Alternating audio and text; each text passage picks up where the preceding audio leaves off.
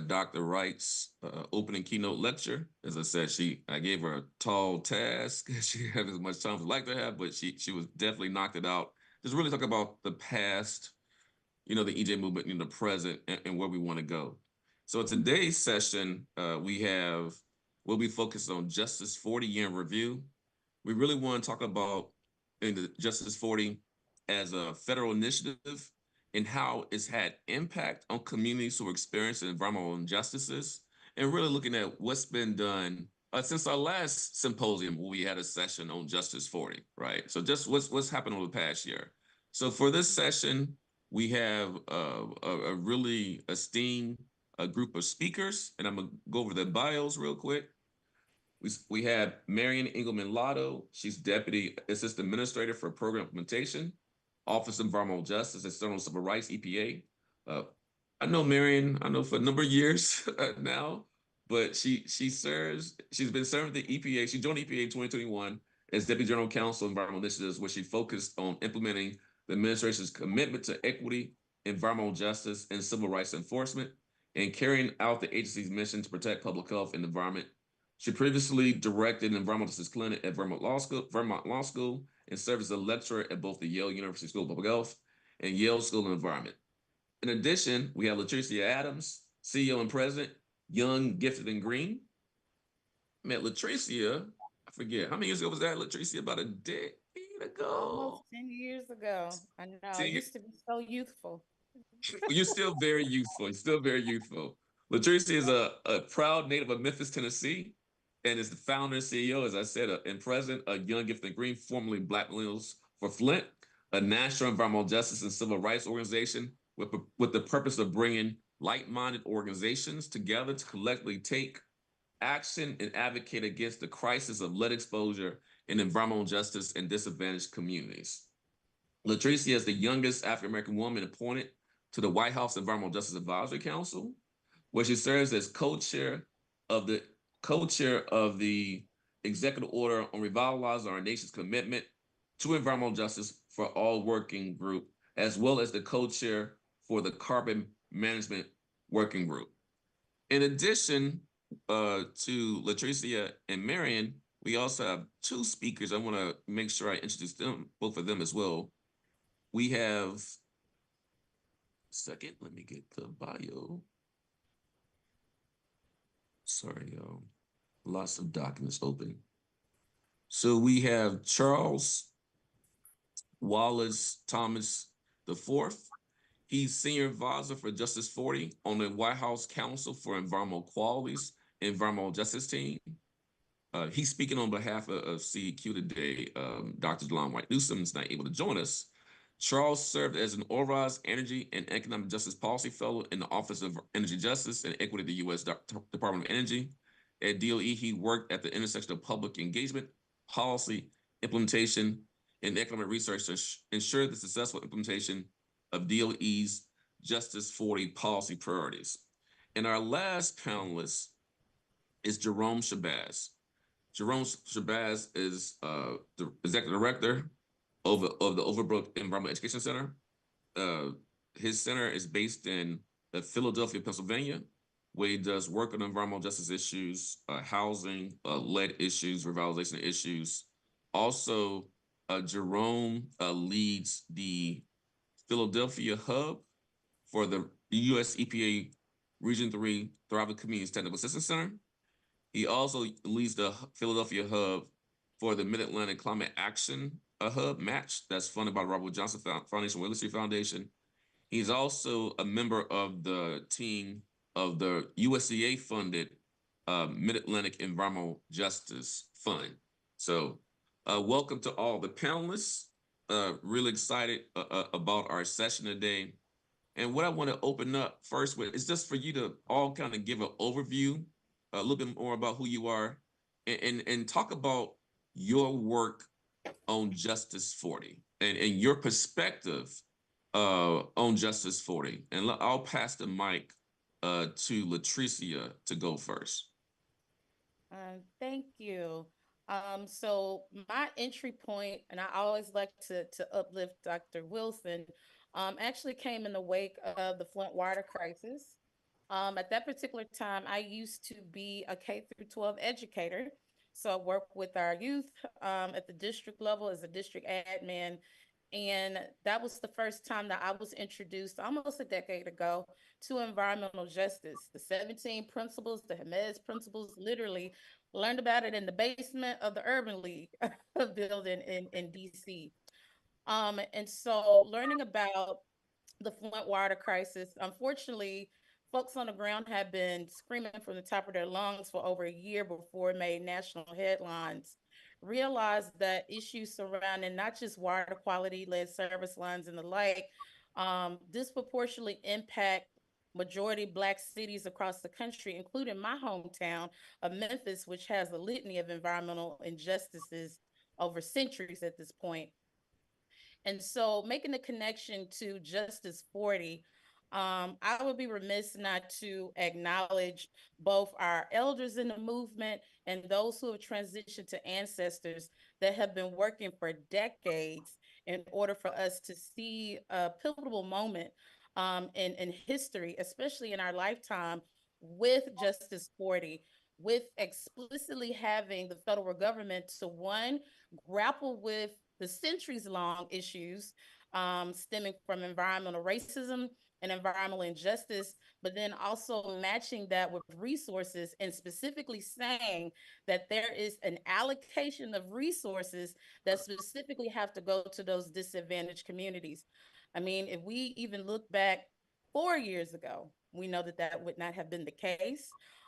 So while it's not perfect, it's definitely in a really good trajectory and pathway for us to truly be in alignment with what the essence of the 17 principles of environmental justice, the essence of the Jimenez principles, what it teaches us. We're starting to see that show up and manifest at the federal level.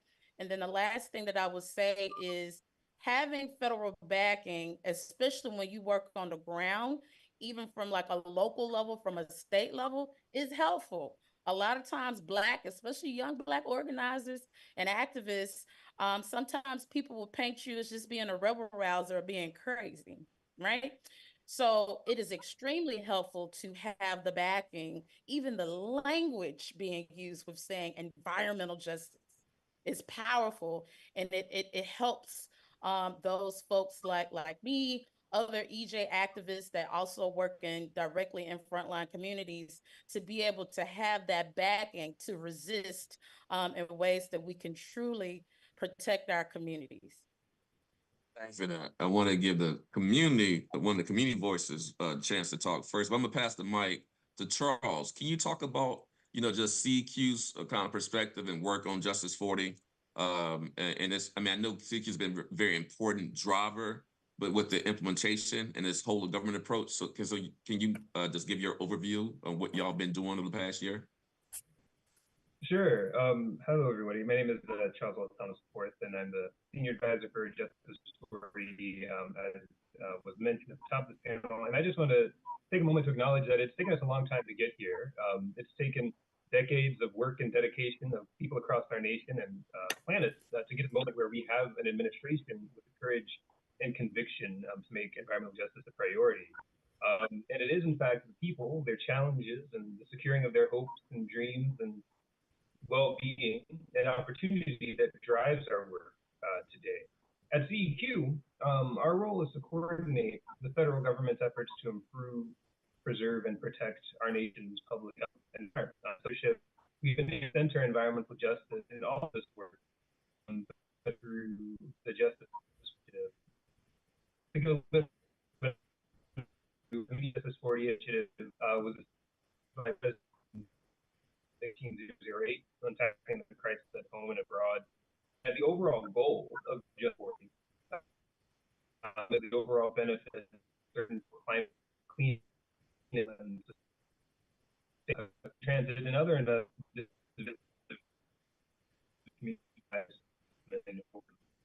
pollution. So,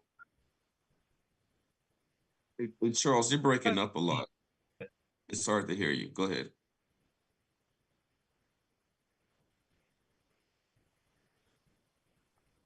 Did we did we lose Charles?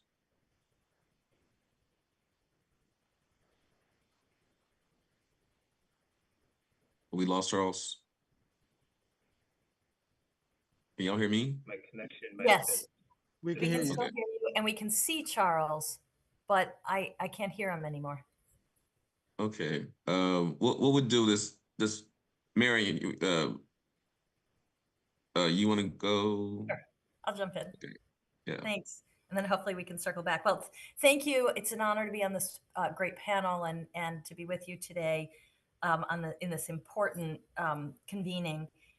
So I went into the law to do civil rights work, and I found myself at the NAACP Legal Defense Fund at the risk of dating myself at the dawn of the formal environmental justice movement in the late 80s, and wound up working on issues of medical waste incinerators that were located in the South Bronx and confined animal feeding operations in Eastern North Carolina. And while I continued working on a broad array of civil rights issues, I increasingly wound up working with communities and thinking about and learning about community lawyering from an environmental justice perspective and consistent with the principles that Latricia talked about earlier. I spent decades in the nonprofit sector at the Legal Defense Fund and then at other nonprofits. And then, as Jacoby said, wound up starting some clinics, legal and policy clinics, focusing on climate justice and environmental justice. And during that process, just had the honor of working with, working for, and learning from communities across the country and sitting in their shoes, knowing that I wasn't sitting in their shoes or standing in their shoes all the time, and really wanting to figure out what we can do. I never thought I would work for the federal government, but had the opportunity to sort of take the leap of faith and join the Biden administration, which I did in February of 2021. I would say that the Justice40 is connected to the larger work of the Biden administration. And maybe we could just do the numbers for a second and provide a little bit of background, even though we're focusing on this year. So right out of the starting gate, the administration or the president signed Executive Order 14008, tackling the climate crisis at home and abroad, establishing J40, and setting this unprecedented goal of 40% of the overall benefits flowing to disadvantaged communities of covered programs, and also established, we talked about the WEJAC and Latricia's on the WEJAC and all these other things. And then there were two equity executive orders, 13985 and 14091, directing agencies to evaluate the barriers to advancing equity and to make strategic plans with actions to advance equity. And I'll get back to that in just a second. But the second equity executive order was in recognition that this is not a one-off. We need to embed the way we do things to address these barriers in a more fundamental way, and then reassess and reformulate what we're going to do. And then, of course, Executive Order 14096, which supplemented the historic EJ Executive Order 12898, signed by President Clinton in 1994. And for the first time, this provided a government-wide definition of environmental justice, included accountability measures, and near and dear to my heart, specifically called out the need to enforce civil rights as a means of advancing environmental justice and take an all-government approach. And I mention all that because I think it's so important to see J40 as embedded in a multifaceted, multi-agency approach. And also, these are not just numbers, it's the implementation. So I'll just give one more, put J40 in one more piece of context at EPA. So I mentioned that we had to do equity plans, look at our barriers and create a plan. And we've now, we're coming up on our third equity plan, and J40 and capacity building or access, increasing access to federal assistance was one of the key strategic priorities that we put in our equity plan and are now implementing. So we have something like 6 or 8 priorities, like community-based participatory science, reducing cumulative impacts, capacity building, strengthening civil rights enforcement. They're all part of a much larger effort to advance environmental justice. It's part of the larger work of the administration, and embed this investment in the communities that need the investment most, right? In this larger array of policies and actions to implement those policies. I'm gonna go back to Charles because I know he has to go soon. Charles, is the mic working? Connection working now? Go ahead, sir. Try again. It is. Yes, my apologies for that. Oh, you're Technology fine. is Go ahead. our best friend. I just want to add a few other pieces of context here as to what we've been doing over the past year. One of our key deliverables at CEQ has been the Environmental Justice Scorecard. And so earlier this summer, we released phase 2 of the Environmental Justice Scorecard, where folks can go to learn about specific progress that agencies have made not only on Justice 40, but on all of their environmental justice goals and equities as a part of President Biden's vision for environmental justice in the country. Some specific stats that I think are key to highlight here. Between fiscal years 2022 and 2027, through his Investing in America agenda, secured more than $613 billion in federal funding to these programs.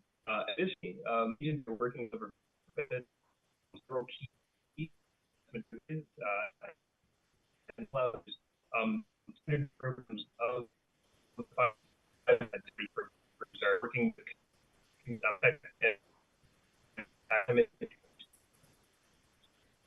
Charles, we're losing you again. and clean.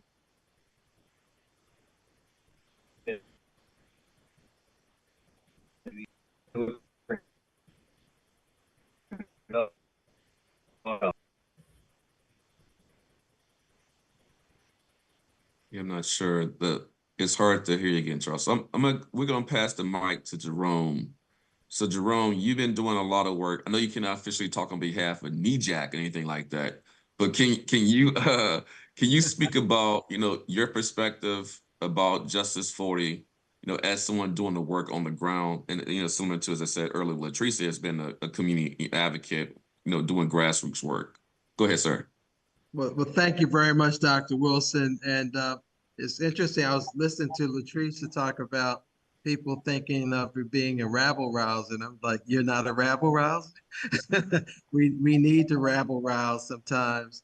Was just fortunate enough to spend some time with Dr. Robert Bullitt yesterday at Texas Southern, and he was very eloquent in just reminding us about how agitation is a big part of the EJ movement, and that we shouldn't be ashamed of our ability to push and to tease, because one of the things that's beautiful when you're around Dr. Bullard is that he reminds you that where we are today, even looking at Justice 40 initiatives, that was a result of a great deal of work, a great deal of agitation, a great deal of consultation, a great deal of collaboration with the administration to make all of these concepts come together. And yes, so working with the National Environmental Justice Advisory Council is an amazing opportunity to just see a few things. One is that many of our challenges, although they may take on different complexions depending on the environmental conditions and climate conditions in our country, the burdens are still the same. And the people who are burdened is still the same. And as a result, looking at what Justice 40 has had the elegance to marry together in terms of outcomes, in terms of deliverables, in terms of having this all agency approach to mitigating stressors and burdens on the disadvantaged, under-resourced communities in our country is rather extraordinary when you think about it. Here we are having a conversation about a federal initiative that actually drills down to benefit the most disadvantaged amongst us. And it requires all federal agencies to take into consideration how it is to strategize and plan meeting those initiatives. So it's one of the first time in our nation's history that the federal government set an actual tangible goal of 40% of overall benefits, really not just improving climate, improving clean energy programs, affordable and sustainable housing, and other investments, but it's also talking about job creation.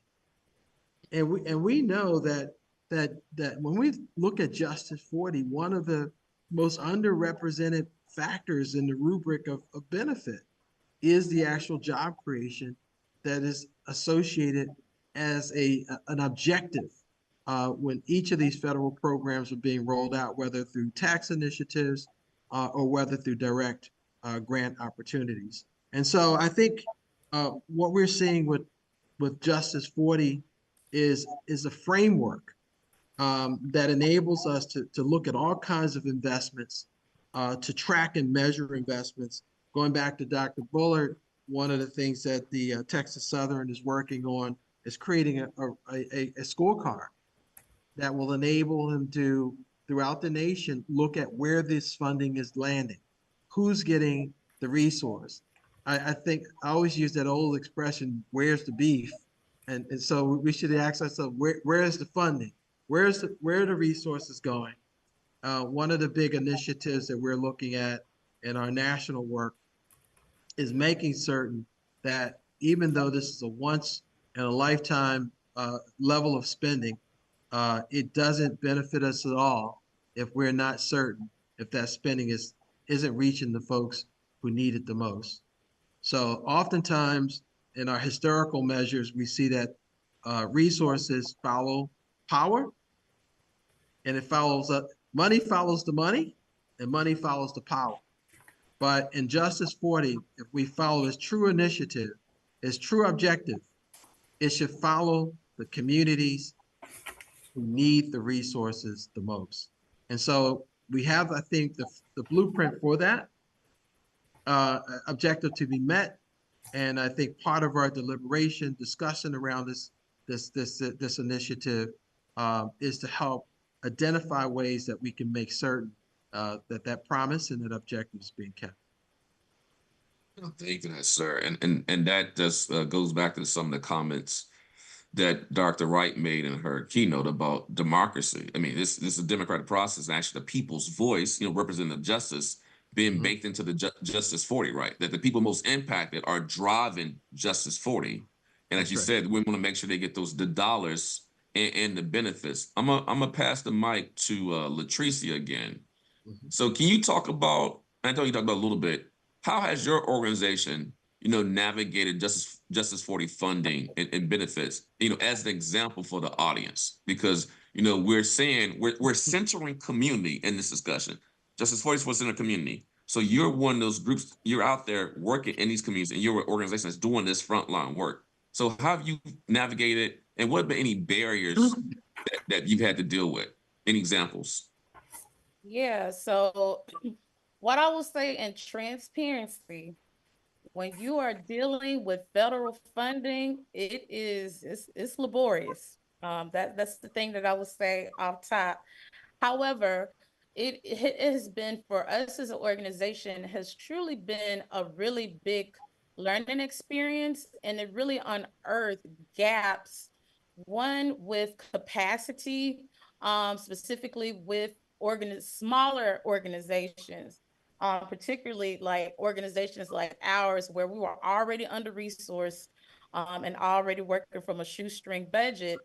In order to still access some of these resources, specifically with those grants that fall within the window of Justice 40, you still have to have the backing of institutions or organizations that already have capacity, where that's not necessarily ideal, because you really want those frontline organizations to be able to take the lead with some of these grant opportunities. But we have to deal with the reality that decades of disinvestment in grassroots organizations, in Black, Latinx, Indigenous organizations, we are fighting against Goliath. We just simply don't have historically the resources to sustain. However, what I have seen and what I can say from our personal experience, that didn't deter us as an organization, particularly as a younger organization. We also have to battle with Gen Z, and some millennials are very anti-government and don't even want to access this funding. So I think that with us being a younger Black-led, Black woman-led organization, with taking the leap, with even accessing these resources, with being able to get federal funding for the first time, is definitely moving in the right direction. My advice to small grassroots organizations, even with these opportunities, is to be real about what you can do, and don't feel discouraged if these programs with these grants look scary. Take a risk, do it anyway, because this is who it's for. And we have to get ourselves in position where we are building our capacity, where we don't have to lean in on white-led organizations with white institutions that already have these systems in place. This is an opportunity, and it might be once in a lifetime. We'll see what happens in November, and I'll keep that cute there. But we have to put ourselves in position where we truly are becoming self-resilient, and we rely on ourselves and don't have to lean into whiteness in order for us to sustain. But the key thing is we can't be afraid. I'm not going to lie to our audience today. The government is going to government. There are a lot of requirements, administrative duties, documents, all these compliance measures that are in place when you do access some of these resources. But again, we cannot let us be deterred by that.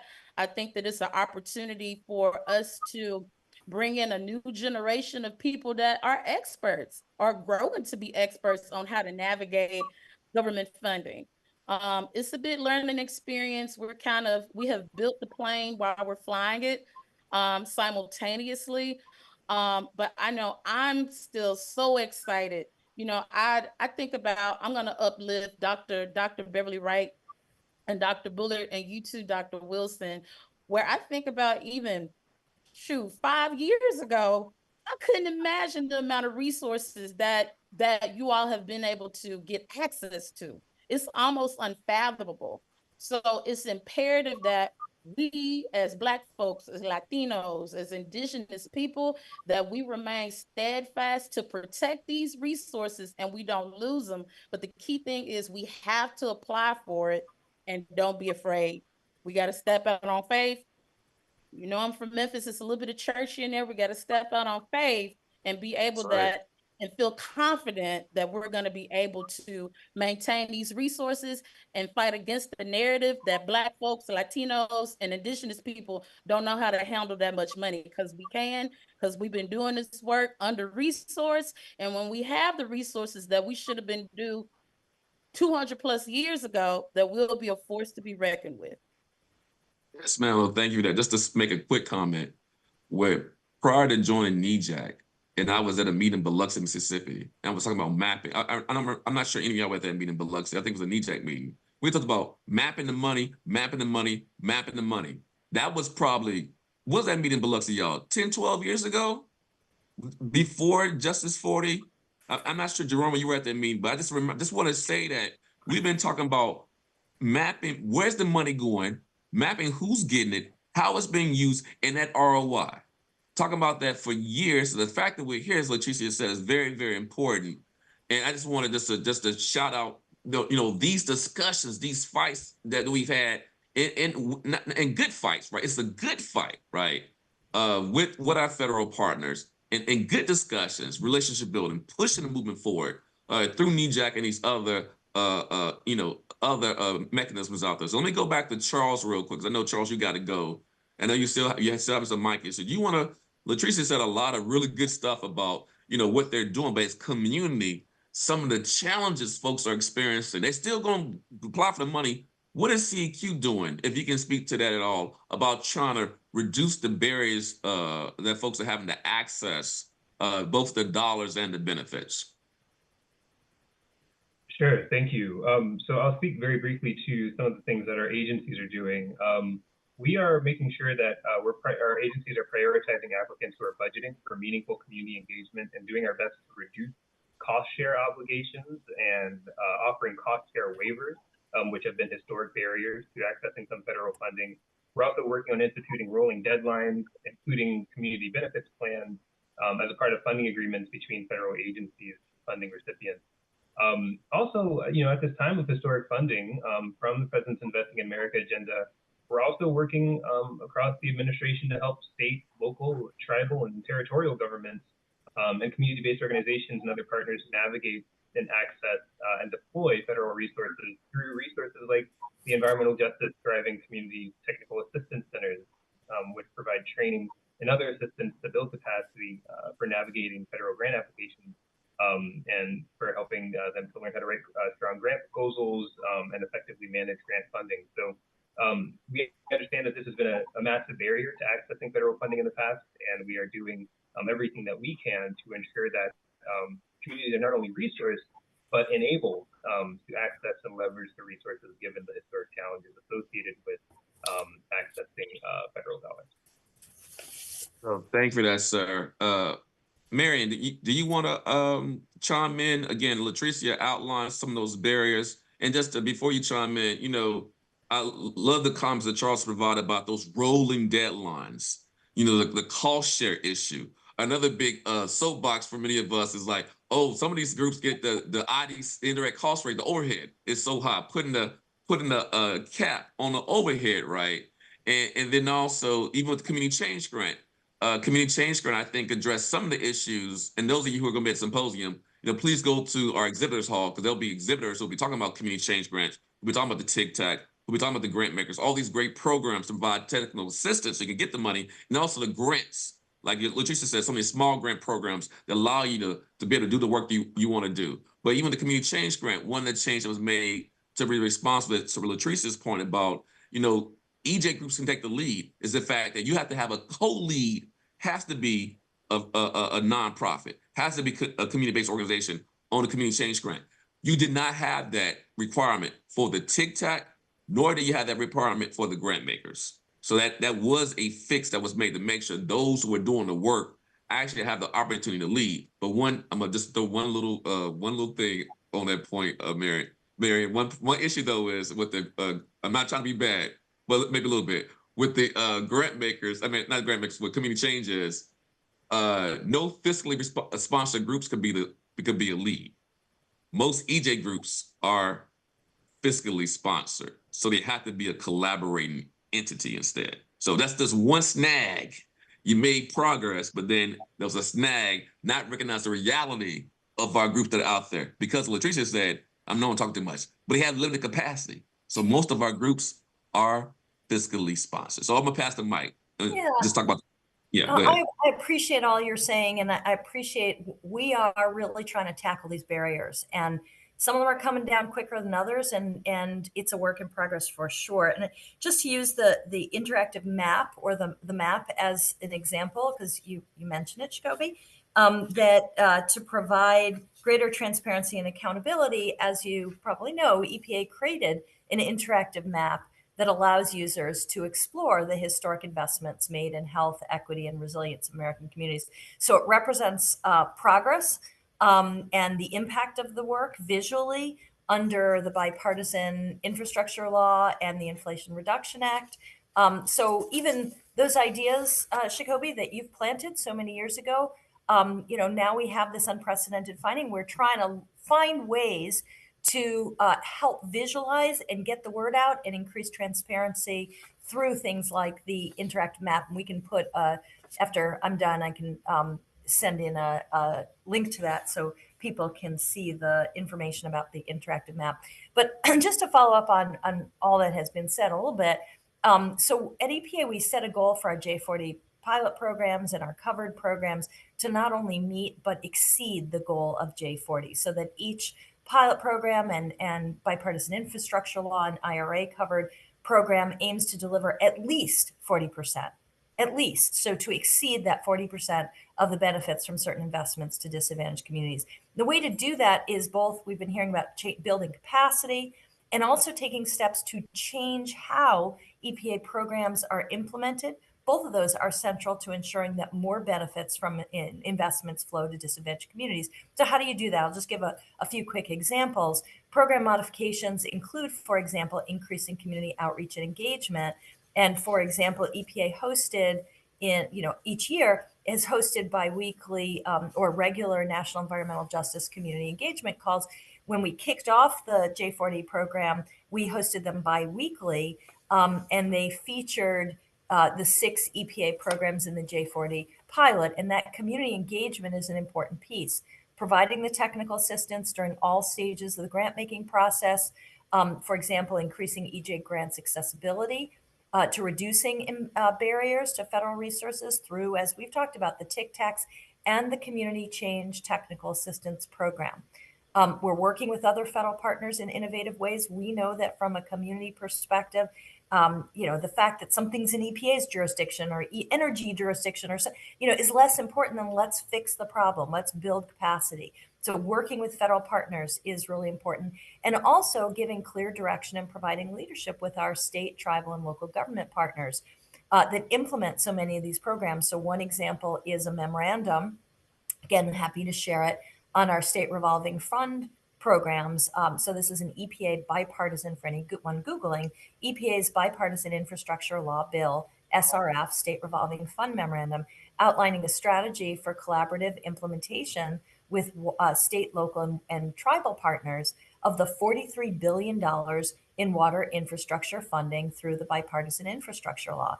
Now, we've heard already about some of the sort of structured ways that disadvantaged communities have been left out. And over half of the states now in the country have or are in the process of updating their own definitions of disadvantaged communities for state revolving funds for their water infrastructure projects.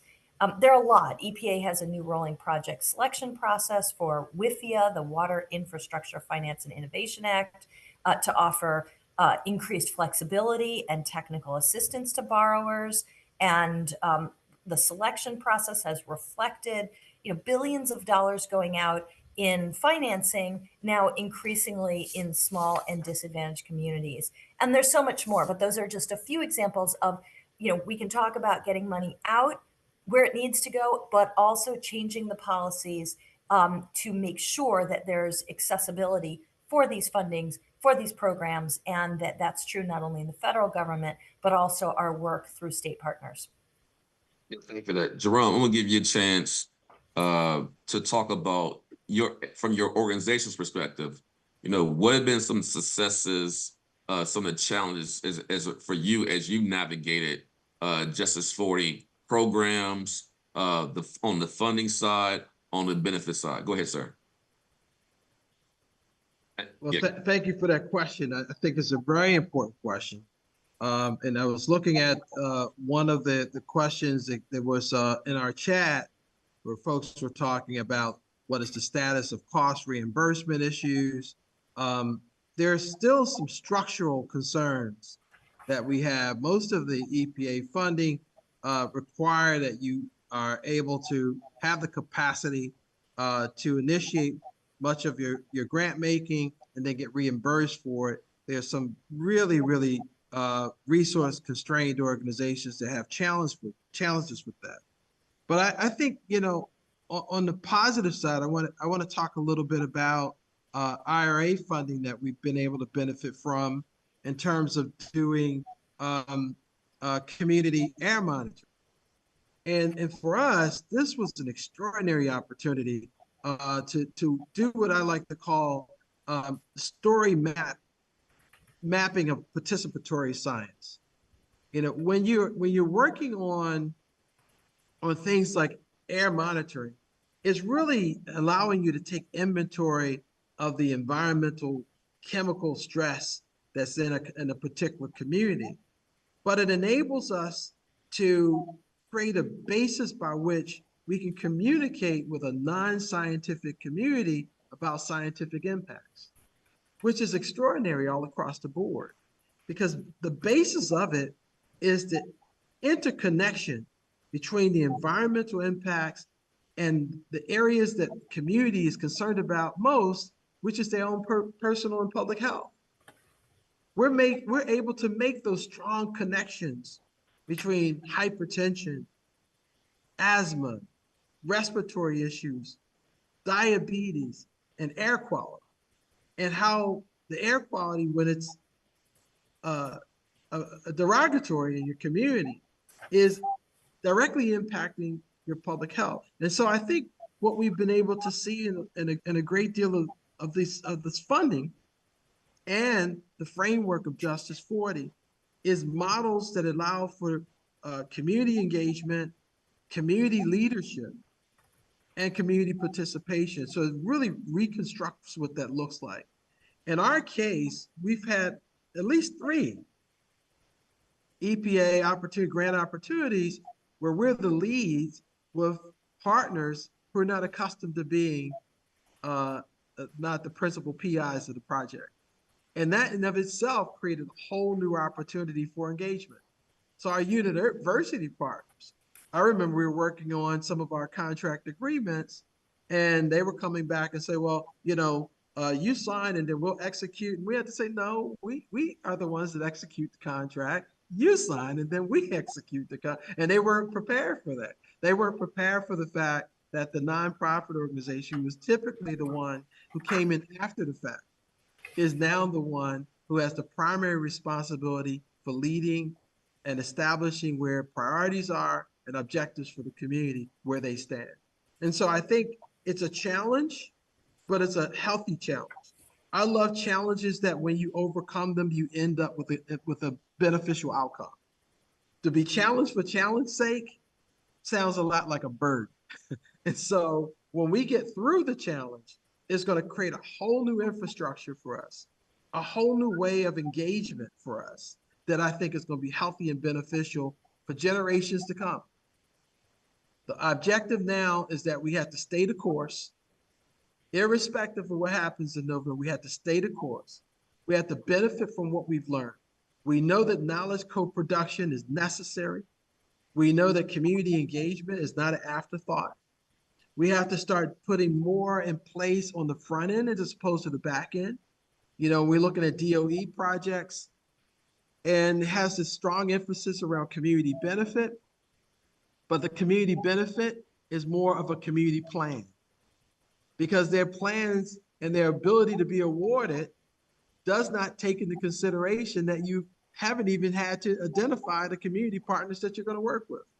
So it's not a community benefits plan. It's just a recommendation.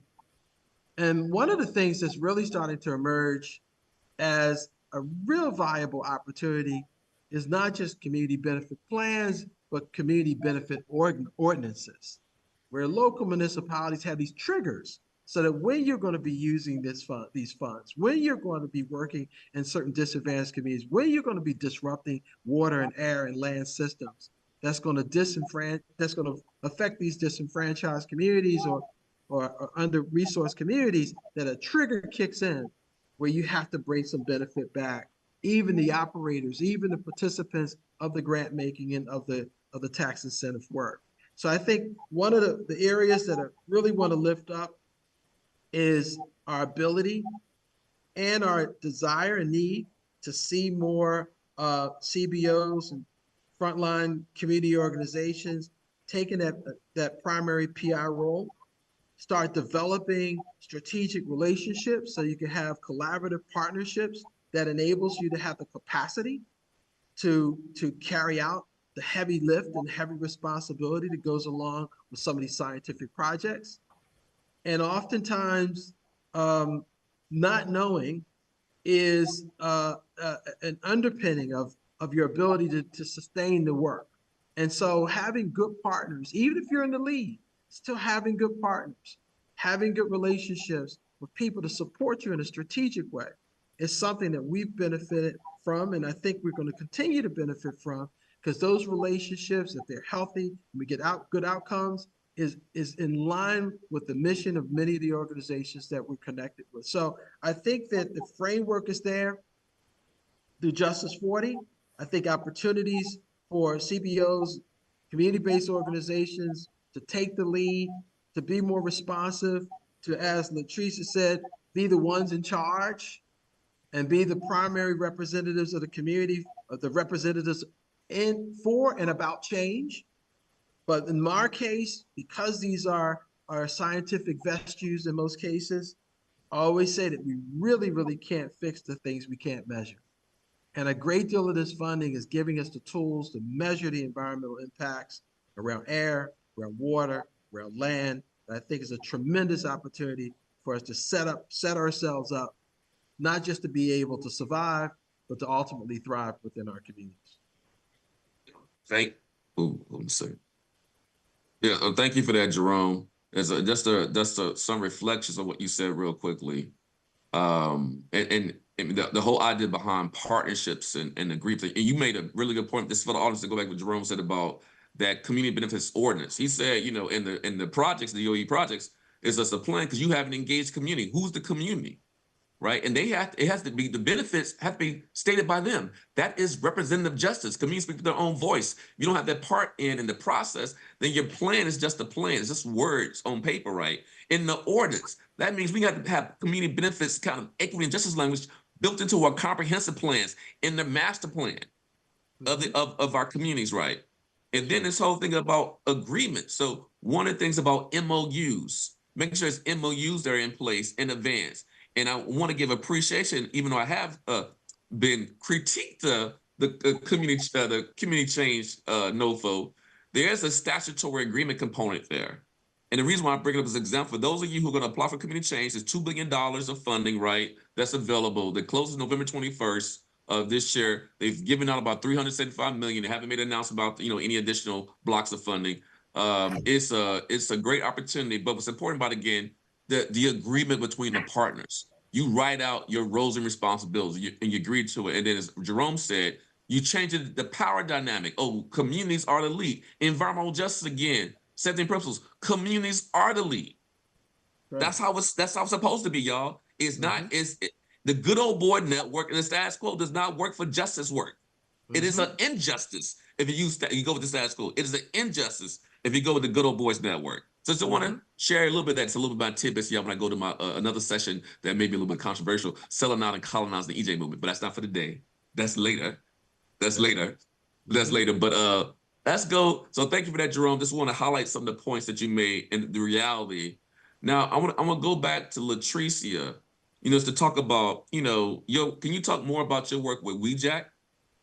Before we move to some questions, I'm gonna, you know, take this question and then maybe give some final thoughts from everybody, and then go to questions from the audience that y'all can answer. But what has WeJack been doing? You talked about before a little bit, but can you talk more about the importance of WeJack when it comes to tracking and accountability?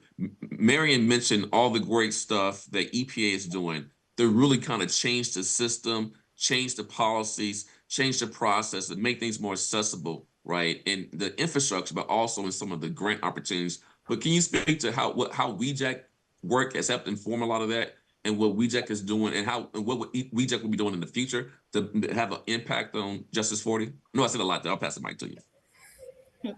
Sure. Sorry about that. So I will try to unpack that. So first, I want to lead with WeCheck actually had this amazing opportunity to inform Justice 40 and to tell the administration what Justice 40 should be. That was actually our very first charge that came down from President Biden. Is he asked us to tell him and his administration, what should Justice 40 be? What should it include? What should it cover? Part of that, and I'm gonna stay away from this conversation because it got a little bit controversial. We do know that certain aspects of Justice 40 does not explicitly name race, which got a little bit testy in the earlier phases of Justice 40, but we understand why. And we understand that the powers that be, both in the Congress and the Senate, we have to be careful, as well as the type of Supreme Court that we have right now. So we kind of put that not on the back burner, it's still front of mind, but nevertheless, so that was the first thing that we did as a WeJack. One of the things that was really cool about that process, we made a heck of a wish list. We talked about, you know, as a HBCU graduate, Stand Up Tennessee State University, we made sure that HBCUs were front and center. I mentioned earlier about the dominance surrounding predominantly white institutions being the leads on a lot of research. Why do we have so many white institutions researching things that's happening to Black folks? So that was something that was very much so woven into the initial recommendations for Justice 40 through WEJAC.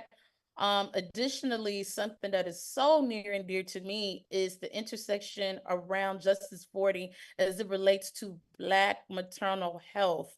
That was also something that was very unique and nuanced that was included in that.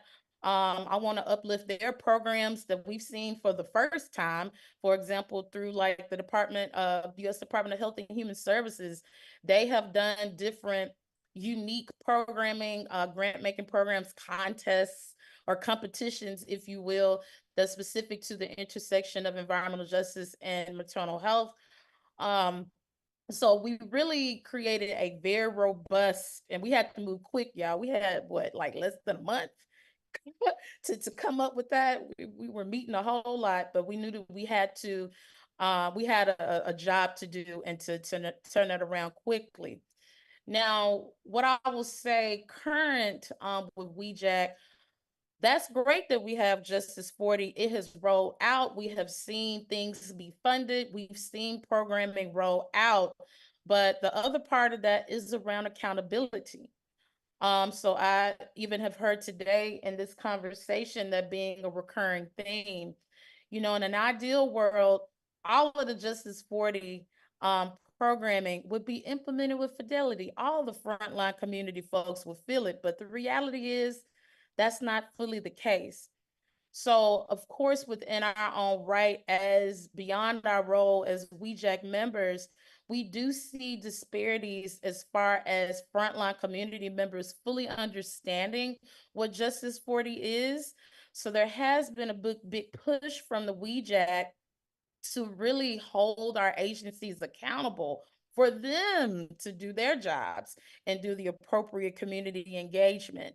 Now, where we have seen opportunities for that to be a bit more robust is with the Environmental Justice Executive Order, where there was a charge that was provided from President Biden to the WEJAC to inform how should this executive order be implemented with fidelity. So that gave us another opportunity to define what does accountability and oversight look like in implementation. So besides just money and funding, that's great. I'm not going to knock that, but we can't throw money at an issue and think that it's going to be fixed. So we really have an opportunity with WEJAC to also inform the system, right? To inform agency practices, to have an opportunity to inform the culture shift that is needed at agencies. And a key thing that's really important about that is not just EPA. We love beating up on EPA, but it's not, EPA is not the only agency that has a stake in this. So with the inclusion of the Interagency Council, it's also a powerful opportunity that's very specific to the WEJAC, where we're not just providing advisement to EPA, it's the Department of Energy. For example, it's the U.S. Department of Agriculture. It's a bit of a tussle, but defining for the U.S. Department of Education, y'all got a role in this too. So it's giving us a different level of influence around holding agencies accountable. But then also, and this is an interesting tidbit, and being on the WEJAC, it made me extend a little bit of grace. We're still gonna tussle, but a little bit of grace and understanding that not all agencies are there yet. You have some agencies that have never done anything with environmental justice, and we realistically can't expect those agencies that are inundated with legacy environmental racism to just on day one be able to shift that culture and be able to truly deliver on environmental justice. So part of what WEJAC is doing is we hear that. We understand that, not all agencies are at the same level, but we still gonna hold you accountable to get there. One, by naming what those disparities are. We know that we got gatekeepers and white supremacists that work inside of these agencies. So that did give us an opportunity to both name that and hold these respective agencies accountable. And that's a teachable moment, to frontline communities. It helps us to be able to better articulate how our democracy works. Oftentimes when we think about an environmental crisis, we think about, let's go to EPA, let's go to FEMA, depending on what the issue is. But I think, with WEJAC, with us being able to provide this level of advisement, is not just, lessons learned to the administration and the agencies, but what we have tried to use our recommendations for is to be a tool that people that are working on the ground will be able to use, not just to hold federal agencies accountable, but let's talk about how we can hold these states accountable, to hold these governors accountable, to hold your city councils accountable, to hold your county commissions, your land use control boards, that control zoning. It really opens up an opportunity around, again, how do we get our people in frontline communities engaged in all aspects of democracy, but then also really helping those groups and organizations and communities that are hit hardest to understand, how do you, one, best resist / hold the right people accountable, which is, we never would have thought, in the beginning when we were up all night making that first round of recommendations on Justice 40, that we would now be in this position where we truly have influence, not just at the federal level, but also taking into consideration how that kind of trickles down to the state and local levels as well. Thank you for that powerful comments there. And just to hone in one of your points, state level, everybody. Yes, we're talking about, Justice 40, the federal level. We mentioned Executive Order 4208 and Mary, she mentioned the Executive Orders on Equity and all the great work of WEJAC, right? Which is you heard about the Interagency Council, used to be the Interagency Working Group, but, there's other agencies out there. And Latricia said for the first time that they've been doing EJ. What happened to those EJ plans under President Obama? I'm gonna leave that alone. But the first time these agencies are working on environmental justice, right? But then how did that work at the state level? So we got to see the same type of work at the state level. So using the federal example, the Executive Order 14008, we should be sending in every state. There should be a WEJAC in every state, a NEJAC in every state. The Interagency Council or working group in every state. For example, in Maryland, we have the governor has the Executive Order on Climate Change. We have the Maryland Commission of Environmental Sustainable Communities. We have the Climate Change Commission. We have a Climate Action Plan. We have the Climate Solutions Now Act, which has, some of this baked into it. So how do we replicate basically what you see at the federal level, at the state level, and making sure there's a whole of government approach? And as Jerome said, we're not just talking about pollution exposures, but also jobs, right? So really powerful points there, because remember, y'all, one of the hearts of the EJ movement is economic justice. When Dr. King, again, I mentioned him early on, was assassinated in Memphis for sanitation worker strikes. That was a public health EJ piece, but the EJ is about workers, it's about jobs. And one of the principles, 17 principles of environmental justice, focuses on workers, focuses on occupational justice. So just want to highlight that. Jerome, let me come back to you. And as we close this session out and get to the questions, what's your vision, for the future of Justice 40 for our communities? And what would you like to see future administrations do? I'll go to you first, then I go to Mary, and then go to Latricia to close us out, that question. So what the vision, Justice 40 for the future, and what you like to see future administrations do? That's an excellent question. I think the vision that I have is that we create a new normal, and that forever and ever more, informed consent is part of the established dignity for all the citizens in this country. That no situation, no institution, no policy, no structure should be able to impose its will on other people without their engagement, consent, and involvement in that process, period. And Justice 40 is just one of those tools that enable us to unpack that. What is this obligation, really, that we have to each other around the initiation, management, and implementation of energy and environmental resources throughout our nation? And so that's the aspirational part. That's the vision, is that we create this new normal where we're not seeing this as a one-off, as part of a political process. This is a human process. This is a human liberation movement.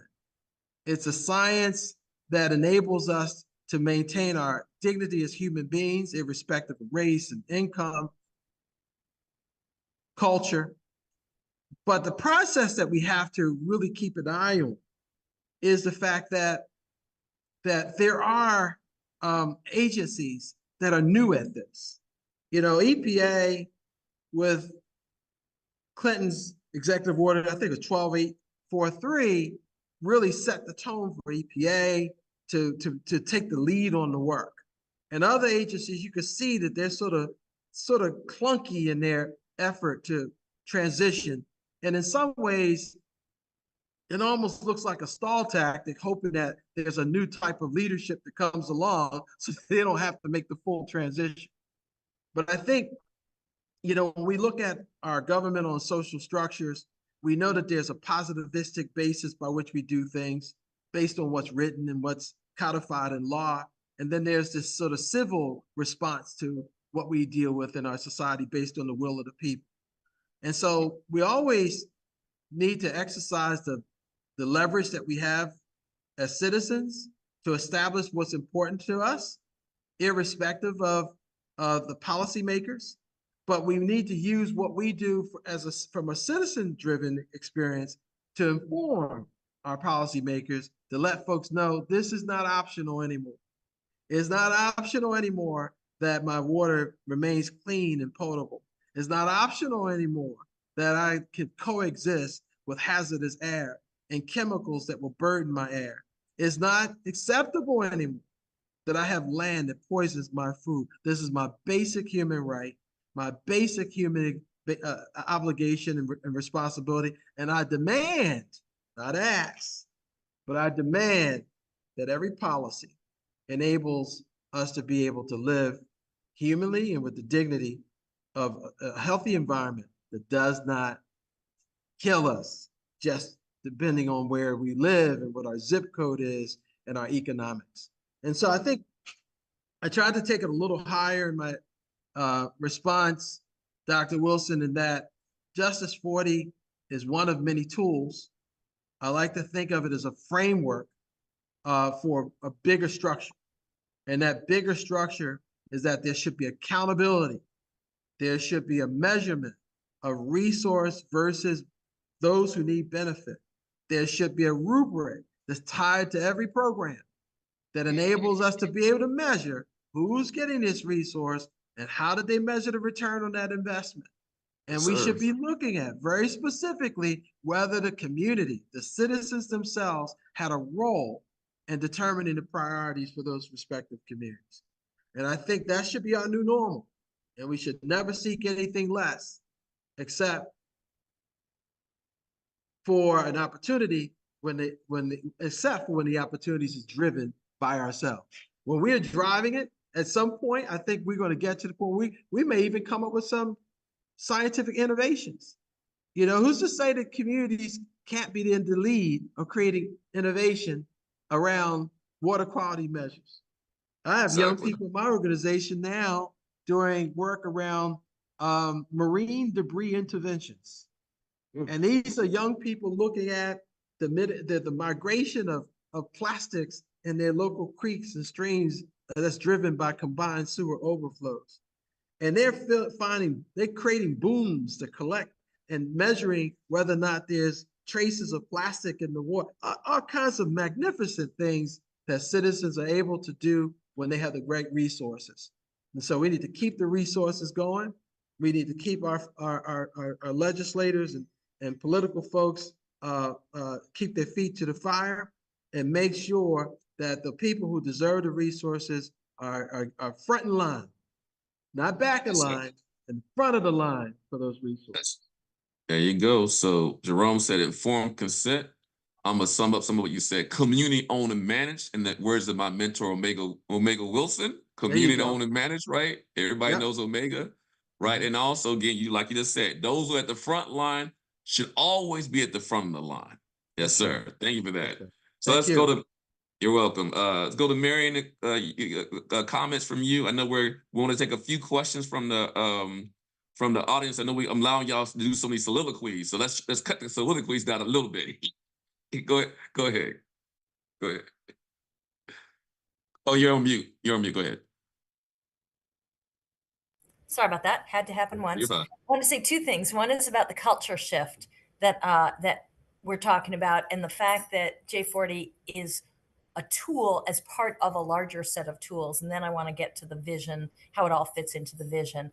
But J40 is part of a much larger set of initiatives to address environmental justice in this administration. And it's been a lot to get off the ground, a lot for community folks to get off the ground, and a lot for the government to get off the ground in a short period of time. And I guess one thing I want to say is just to thank those around this virtual space for being part of the effort and also pushing the federal government to keep improving the effort. Keep going. That's just really important.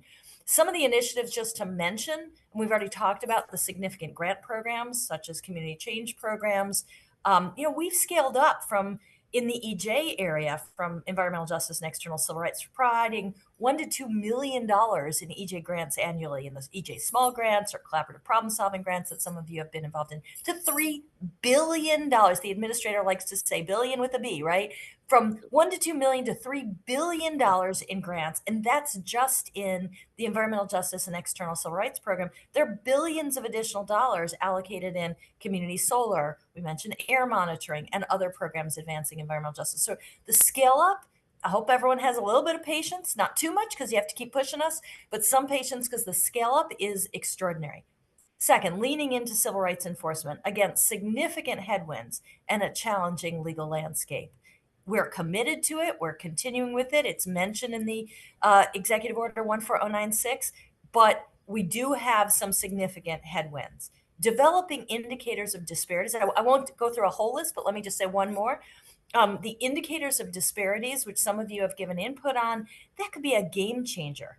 If EPA is reporting not only on trends on overall emissions, but trends in disparities. In 2019, Jill Lindsay Harrison published From the Inside Out, which some of you may have read, The Fight for Environmental Justice Within Government Agencies. It's a book. And one of the key points she makes in the book was how important it is to shift, and this is a cultural shift, from measuring the agency's accomplishments in terms of the change that's made in the whole population, like whether emissions rates of mercury are going up or down in the nation, to evaluating our work in terms of reducing inequalities and devoting resources, making investments to help communities that are most burdened with environmental problems and most vulnerable to their effects. So this is an all hands on deck change, and J40 has to be seen, I think, in the context of this larger set of changes. One of the ways we do that at EPA is to directly embed environmental justice and J40 into our work. What is the accountability? I mean, one way, you mentioned the Obama strategic plans. Well, one way I've realized being in the government right now, these strategic plans, while they're enforced, hold us accountable. There are performance measures internally, there are meetings internally. So you have those objectives, and they're one of a number of ways to make this part of the working, part of the practice of the organization. Okay, so that's about culture shift, and I want to go to vision. The vision is to create a country where every person, every child has access to clean air, clean water, and safe land. That's the vision. And, we are engaged in this robust planning effort and implementation effort to embed equity and EJ into the DNA of EPA. You can look at the strategic plan, the equity action plan, the climate action plan, the overall strategic. I mean, they're all plans out the wazoo, but the plans would be worth nothing if we weren't implementing. And underneath every one of those priorities is a set of implementation measures. Administrator Regan said EPA will also support the administration's Justice40 Initiative by prioritizing benefits to underserved communities, in developing requests for grant applications, and in making grant award decisions to the extent permitted by law. That is a commitment that we all need to take into account. So EPA is increasing support for community-led action through these investments and the benefits. Our programs, particularly regulatory programs, must be responsive to realities of communities with EJ concerns, must listen, must actively engage and support impacted communities to influence program implementation. And of course, we have this more comprehensive effort that I mentioned through our agency equity plans, our policies, programs, and activities as directed by EO 14096. And it's critical to our success that community members and organizations continue to provide us with their expertise and viewpoints. And let me say, we know that takes time, that takes effort, that requires a lot of work, and we're cognizant of that.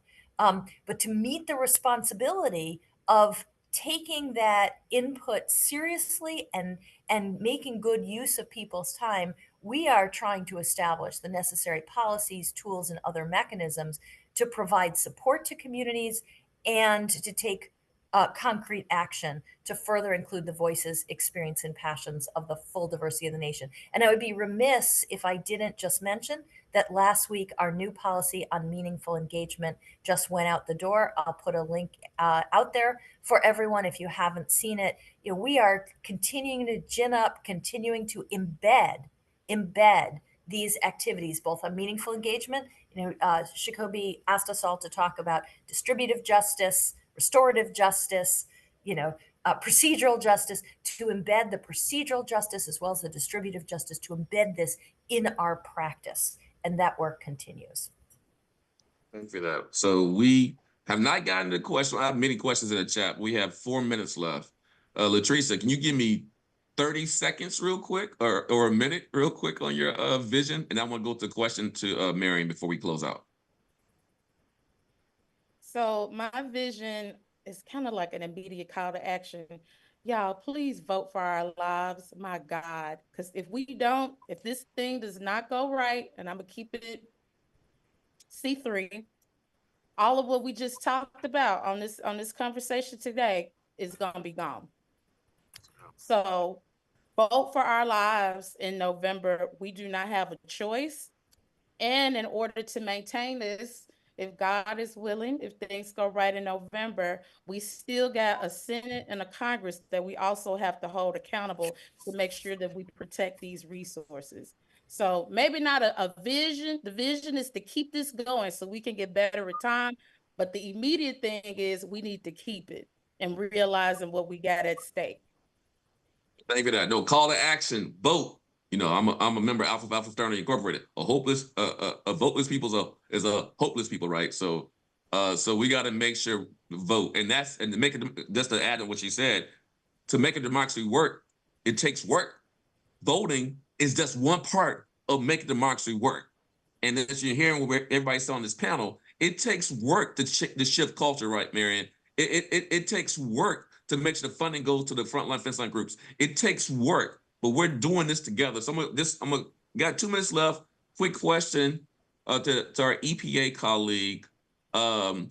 This question about what's the status? I know Jerome hit it on a little bit in one of his responses. What's the status of the cost reimbursement issue? A lot of our low capacity, no capacity groups, they need upfront funding. So how are we addressing that? What are the solutions to that? Now I know it's a tough question, but we can close out with that. Very important question. Go ahead. It is a really important question, and I'm hearing you and listening to you all along. We've been trying to navigate, as we've been talking about throughout the hour and a half, is how do we have and how do groups have the kind of systems in place to make sure they are ready and have the capacity to be ready for the kind of oversight that they may get, the kind of scrutiny they may get, and how do we structure these programs so that we are providing them in an open way. In terms of the cost reimbursement specifically, I hear you. I should take it back. If there's anyone who wants to follow up, I'm happy to do so. I can't speak for CEQ or government wide. And, there's a program by program piece to this. So, with apologies, I'm not going to give a global answer, but just we hear you, we understand that burden, and we need to keep building capacity. But I'm happy to follow up with anybody. Yeah, and thank you for that. We understand that that's a tough question, but to Latrice's earlier point, the disinvestment and Jerome's point in communities. How we expect communities to be able to get these dollars if they haven't invested and build up that capacity to receive the dollars, right? And then you have a system where some groups are flush with money, they may be more prepared to get the dollars, but they may be the last group who should be even close to the new money. Yeah. So that is part of the concern that folks have been sharing. And I'll just leave that as a cliffhanger, because I'll get more into that issue, y'all, in a very provocatively titled session, Selling Out and Colonize the EJ Movement. It's not really, it's just for us to think about it. Again, to dig more into these issues. But I really want to thank, because I think, again, the EPA and all the rest of the federal family, just because I'm being jokey, we do appreciate all the hard work that our federal partners are doing. And we will cajole, as Jerome said, nudge you, love you, hold you, and make sure we work together to move this forward. But we have to have talk about some of these tough challenges that people are experiencing and what we see happening. And again, as Jerome said, we are, and also as Letitia said, we're rabble rousers, but that's how we got here. We wouldn't have a Justice 40 without people fighting. We wouldn't have a Justice 40 while people voicing their concerns. We wouldn't have a Justice 40 without the EJ movement. So thank you to the panelists. Y'all have been great. I appreciate all the great wisdom and all the experiences, because y'all are in the movement. These for the audience. These are not people. This is not academic or theoretical. These are folks actually doing the work. So you heard from people doing the work today. So I thank our panelists again. And then we're going to take a break and we're going to move to our lunchtime plenary. Great plenary that's been moderated by Vernice Miller-Travis. It's going to be about the 30th anniversary of the signing of Executive Order 12898. So thanks, and see y'all in 4 minutes. Y'all take care. Thank you, Dr. Wilson.